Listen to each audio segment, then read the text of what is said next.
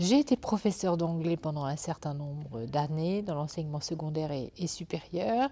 Et très vite, je me suis investie en politique en devenant élue locale à partir de 1995.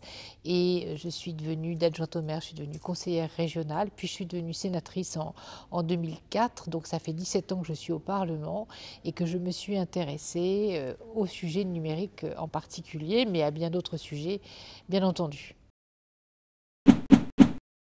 Très vite, ayant vécu la révolution digitale et étant parlementaire à ce moment-là, j'ai très vite mesuré à quel point le numérique allait bouleverser tous les secteurs d'activité. J'ai présidé pendant longtemps la commission de la culture, de l'éducation et de la communication, et c'est par la culture finalement que le numérique a fait irruption, bouleversant les modèles économiques et les modèles d'affaires. Et c'est à partir de là que j'ai perçu très rapidement que ça allait impacter tous les secteurs d'activité, le domaine bien sûr économique, mais pas seulement, que c'était une révolution sociétale qui était somme toute en cours et que tous les champs de la société allaient être impactés. J'ai donc rejoint très vite la Commission des affaires européennes, puisque la société de l'information, on le sait, est régulée au niveau européen. Nous dépendons largement de la législation européenne en la matière, et j'ai voulu m'intéresser aux législations qui allait demain finalement être constitutif de notre droit français et du droit européen en général bien entendu, et aller construire cette société de l'information et ce monde digital dans lequel nous sommes pleinement entrés aujourd'hui.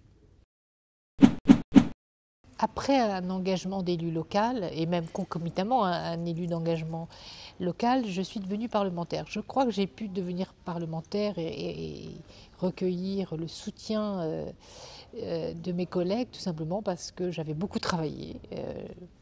Finalement, c'est le travail, l'investissement, l'application au quotidien qui légitime aussi la poursuite d'un parcours. C'est comme ça que je suis devenue parlementaire en 2004, mais je suis devenue parlementaire aussi parce que je suis de la génération parité. Je rappelle que la loi sur la parité a été votée en 2000 et qu'en sans cela, nous autres femmes engagées sur le terrain n'aurions pas été nécessairement poussées pour rentrer au Parlement.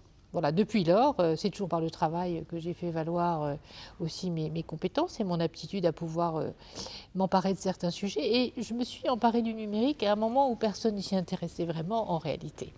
Et donc le champ était assez libre ici au Sénat pour que je sois accompagnée dans mes travaux très tôt, dès 2013. J'ai eu aussi le soutien et l'appui total du président de la Commission des affaires européennes pour avoir tout loisir de travailler, d'auditionner et de réaliser un des premiers rapports qui d'ailleurs a fait date sur la souveraineté numérique, un rapport qui s'appelle, je le redis, l'Union européenne, colonie du monde numérique. Je le redis avec une forme de fierté et d'humilité en même temps, parce que c'est une expression aujourd'hui qui est largement reprise ici et là. Tout d'abord, le constat, c'est que tous les métiers demain sont bouleversés par l'irruption du numérique dans nos vies. Donc l'ensemble des compétences nécessaires à l'exercice de tel ou tel métier, qu'on soit chef d'entreprise, que l'on soit médecin, que l'on soit avocat, que l'on soit enseignant, nécessairement il y a une dimension numérique et une acculturation numérique nécessaire à avoir, mais aussi certaines compétences nouvelles à acquérir.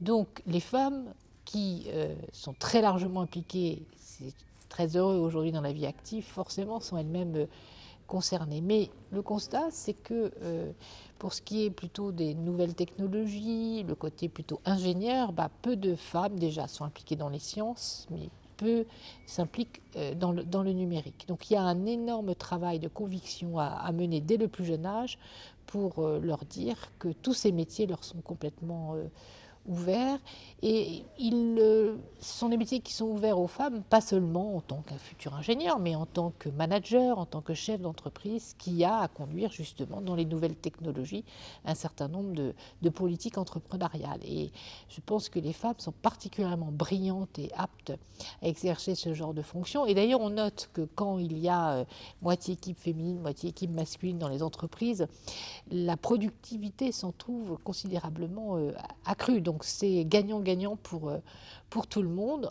En tout cas, aujourd'hui, filles comme garçons, personne ne peut échapper au numérique et aux transformations profondes des formations de tous les métiers qui vont forcément être aujourd'hui à l'œuvre. Dans l'absolu, je ne suis pas une fan des quotas, mais ça a été une condition nécessaire au démarrage pour permettre aux femmes de s'impliquer en politique. J'en suis un exemple. Et on le voit dans l'ensemble du secteur professionnel, que ce soit dans les conseils d'administration des entreprises, que ce soit aussi dans la désignation à de hautes fonctions à responsabilité dans la fonction publique.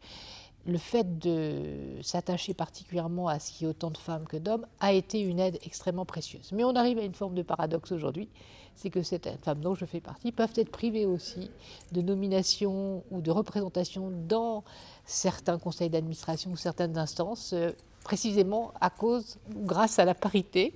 Donc on voit que finalement on a atteint finalement l'objectif aujourd'hui, c'est qu'il y a autant d'hommes que de femmes, parfois il y a plus de femmes que d'hommes, ce qui fait qu'on se trouve parfois aussi dans la même position qu'un homme jusqu'à une période récente, privé d'exercer une fonction parce qu'il faut respecter l'équilibre des sexes. Donc arrivera un jour, et le jour le plus proche possible, où il n'y aura plus besoin de quotas, où les choses se feront mécaniquement et surtout naturellement.